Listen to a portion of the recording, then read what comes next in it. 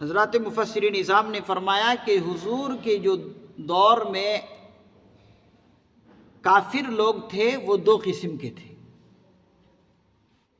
ایک تو وہ لوگ جو پہلے سے ہی بت پرست تھے، ایک وہ لوگ جو پہلے سے ہی بت پرست تھے، پہلے سے ہی پوجا پاٹ کرتے تھے، اور کچھ لوگ وہ تو ایک یہ قسم کہ پہلے سے بت پرست تھے، یہ اللہ کے پیغمبر پر ایمان لے آئے، مسلمان ہوئے، مشرف باسلام ہوئے۔ ایک وہ قسم کہ پہلے سے بت پرست نہیں تھے بلکہ یہودی تھے، عیسائی تھے، یعنی حضرت موسیٰ علیہ السلام پر جو کتاب اتری تھی اس پر ایمان رکھتے تھے، یا حضرت عیسیٰ علیہ السلام پر جو کتاب اتری ہے اس پر ایمان رکھتے تھے۔ تو ایک یہ لوگ ہیں کہ یہ اللہ کے پیغمبر صلی اللہ علیہ وسلم پر ایمان لے آئے، مشرف باسلام ہوئے۔ تو پہلی قسم وہ لوگ جو پہلے سے ہی بت پرست تھے، وہ مشرف باسلام ہوئے، اور دوسری قسم وہ کہ جو پہلے یہودی اور نصرانی تھے، یعنی اپنی اپنی کتابوں پر یہ ایمان رکھتے تھے، یہ لوگ بھی اللہ کے پیغمبر صلی اللہ علیہ وسلم پر ایمان لے آئے۔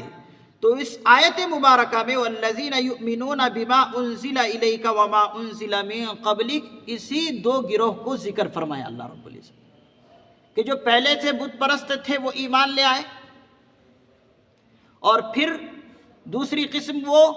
جو پہلے یہودی تھے، عیسائی تھے، اپنی اپنی کتاب پر ایمان رکھتے تھے، لیکن جب اللہ کے پیغمبر صلی اللہ علیہ وسلم نبی مبعوث ہوئے اور آپ پر اتاری گئی کلام الہی تو ان پر بھی ایمان لے آئے۔ حضرات مفسر نظام فرماتے ہیں یہ جو پہلے یہودی تھے، عیسائی تھے،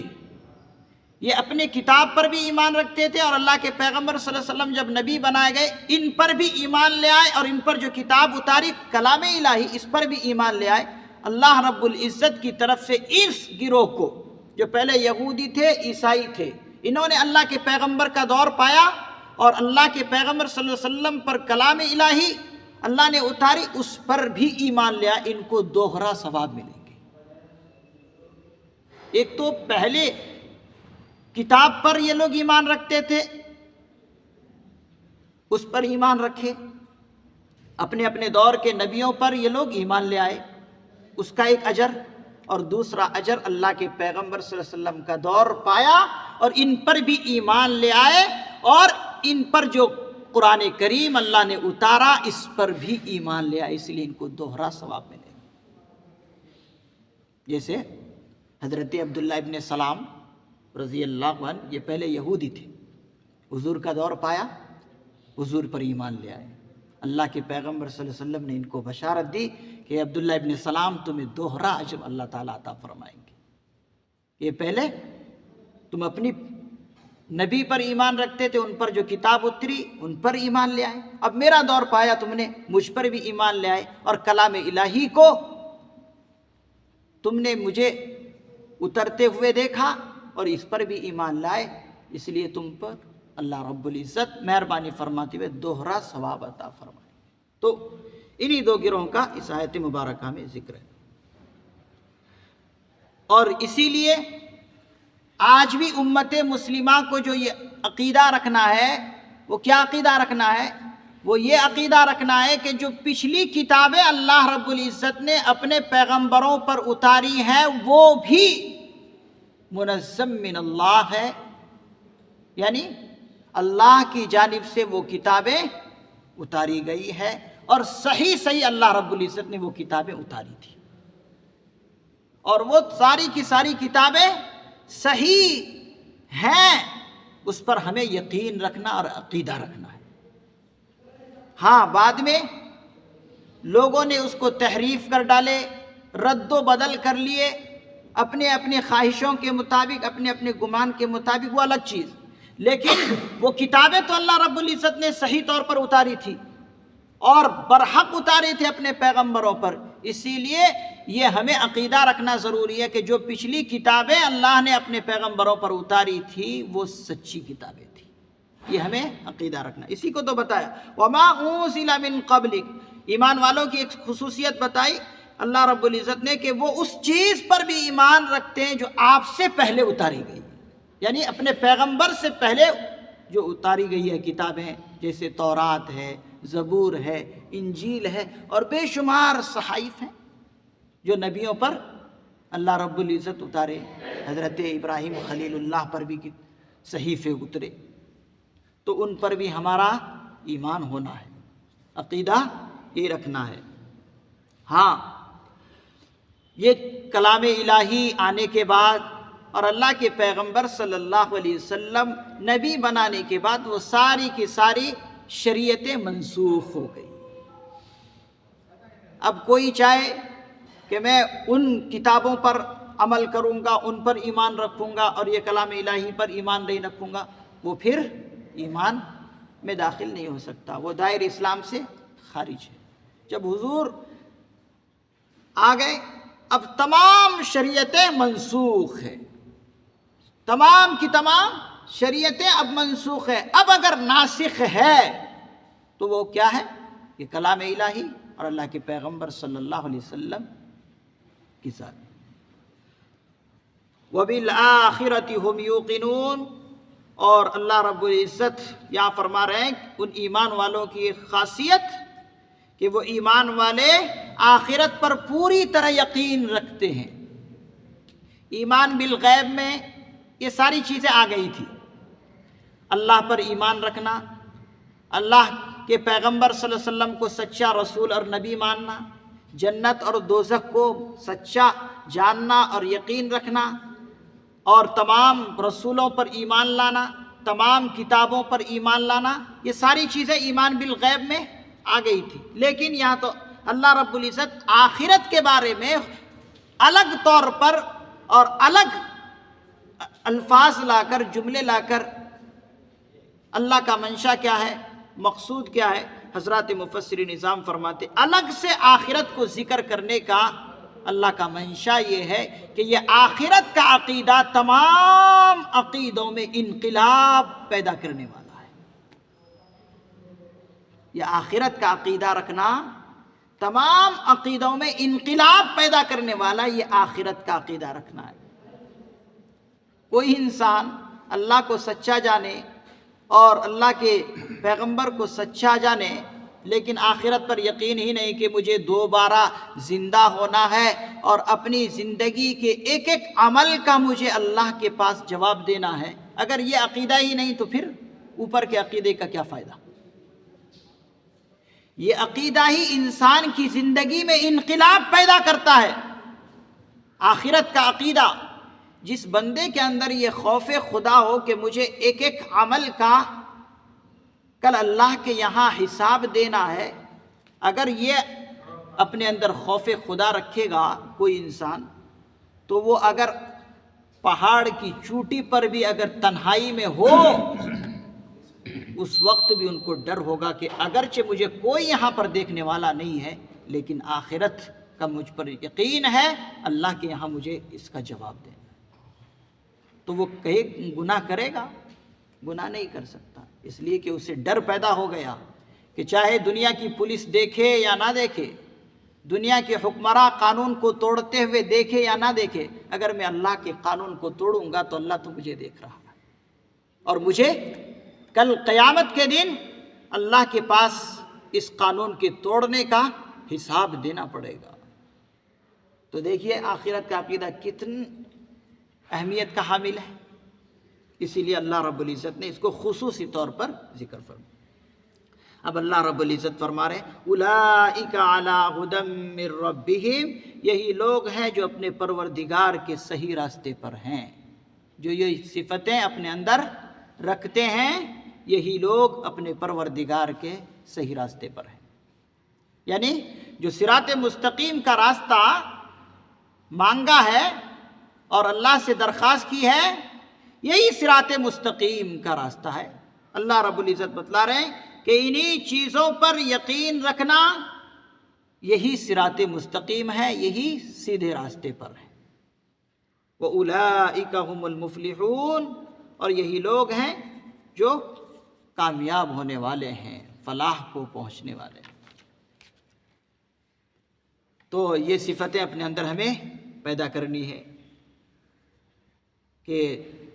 جو اللہ رب العزت نے کلام مجید اپنے پیغمبر پر اتاری ہے اس پر ایمان لانا، اور اس سے پہلے جتنی بھی کتابیں اللہ نے اتاری ہے اس کو صحیح جاننا، سچا جاننا کہ جس وقت اللہ نے یہ کتابیں اتاری تھی وہ بالکل برحق تھی، بعد میں لوگ بدل دیے وہ الگ بات ہے، لیکن جس وقت اتارے تھے اللہ رب العزت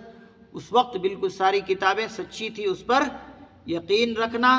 اور تمام رسولوں پر ایمان رکھنا، اور اسی طریقے سے تمام کی تمام ان عقائد پر ایمان رکھنا۔ ان الذين كفروا سواء عليهم اانذرتهم ام لم تنذرهم لا يؤمنون، بلا شبہ وہ لوگ جنہوں نے کفر اپنا لیا، ان الذين كفروا، اس کا ایک چھوٹا ترجمہ یہ ہے کہ بے شک جو لوگ کافر ہو گئے، یا بے شک جو لوگ کفر اپنا لیا، جن لوگوں نے کفر اپنا لیا، سواء علیہم، ان کے حق میں دونوں باتیں برابر ہیں۔ کیا کہ آپ انہیں ڈرائیں، ام لم تنذرہم، یا ان کو نہ ڈرائیں، لا یؤمنون، وہ ایمان نہیں لائیں گے۔ اس آیت مبارکہ میں اللہ رب العزت نے ان کافروں کا ذکر فرمایا ہے جنہوں نے ضد اور ہٹ دھرمی کی وجہ سے کفر اپنا لیا، یعنی وہ کہنا چاہتے ہیں کہ ہمیں کسی بھی دلیل کے آنے پر ہمیں ماننا ہی نہیں۔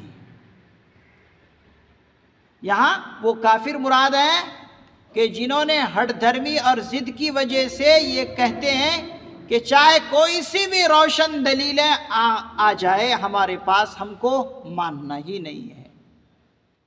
ہمیں ماننا ہی نہیں ہے، یعنی ضد اور ہٹ دھرمی کی وجہ سے ہمیں ماننا ہی نہیں ہے۔ تو اللہ رب العزت فرما رہے ہیں کہ پیغمبر صلی اللہ علیہ وسلم آپ ان کو ڈرائیں یا نہ ڈرائیں، دونوں باتیں برابر ہیں، وہ ایمان لائیں گے نہیں۔ تو یہاں پر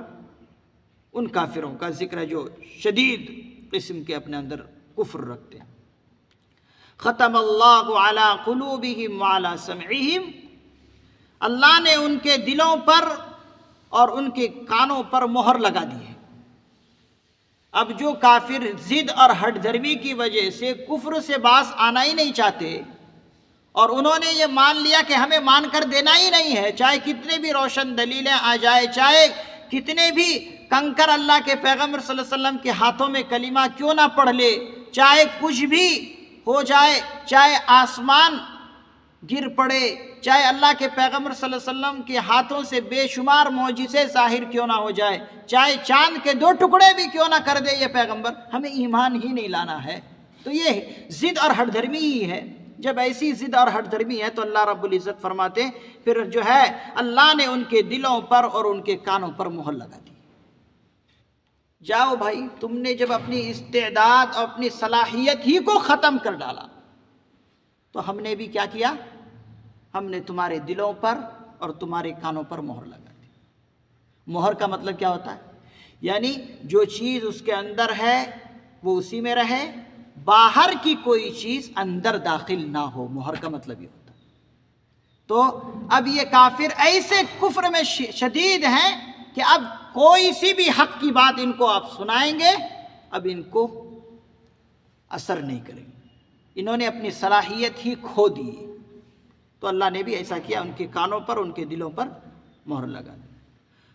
وعلی ابصارہم غشاوہ، اور ان کے آنکھوں پر پردہ پڑا ہوا ہے، اور ان کے آنکھوں پر پردہ پڑا ہوا ہے۔ اب یعنی آنکھ گویا کہ اب وہ مونچھ لیے ہیں، اب ان کو کچھ سجائی نہیں دیتا۔ تو یہاں پر کوئی یہ نہ سمجھے کہ اللہ نے جب ان کے دلوں پر اور ان کے کانوں پر مہر لگا دیے تو معذور یہ لوگ ہو گئے، نہیں، معذور نہیں، انہوں نے اپنی صلاحیت ہی کھو دی۔ اپنی استعداد جو ماننے کی اللہ نے ان کو عطا کی تھی، وہ استعداد ہی، اپنی قابلیت ہی، لیاقت ہی ختم کر دی، تو مجرم یہ خود ہیں، اللہ رب العزت نعوذ باللہ نہیں ہے۔ اس کے بعد اللہ رب العزت ان کو شدید وعید بتلا رہے ہیں، وَلَهُمْ عَذَابٌ عَظِيمٌ۔ جب ان کی یہ حالت ہے تو اللہ نے ان کے لیے زبردست عذاب رکھا ہے، وَلَهُمْ عَذَابٌ عَظِيمٌ، ان کے لیے زبردست عذاب ہے، جو دنیا کے اندر بھی ہے اور آخرت کے اندر بھی ہے۔ آخرت میں تو یہ کسی بھی حالت میں بچ ہی نہیں سکتے، اگرچہ دنیا کے اندر کسی طرح یہ بچ بھی جائیں لیکن آخرت میں بچ نہیں سکتے۔ تو یہاں تک سورہ بقرہ کی تفسیر ہوئی، یعنی پہلے رکوع تفسیر ہوئی ہے۔ اللہ رب العزت سے دعا ہے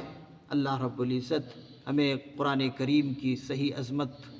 پہچاننے کی توفیق نصیب فرمائے، اور بالخصوص سورہ بقرہ کی عظمت اور اس کی فضیلت سمجھنے کی اور سمجھ کر اس پر عمل کرنے کی توفیق نصیب فرمائے۔ سبحان اللہ و بحمدہ، سبحانک اللہم و بحمدک، ونشہد ان لا الہ الا انت، ونستغفرک ونتوب الیک۔ سبحان ربک رب العزت عما یصفون، وسلام علی المرسلین، والحمد للہ رب العالمین۔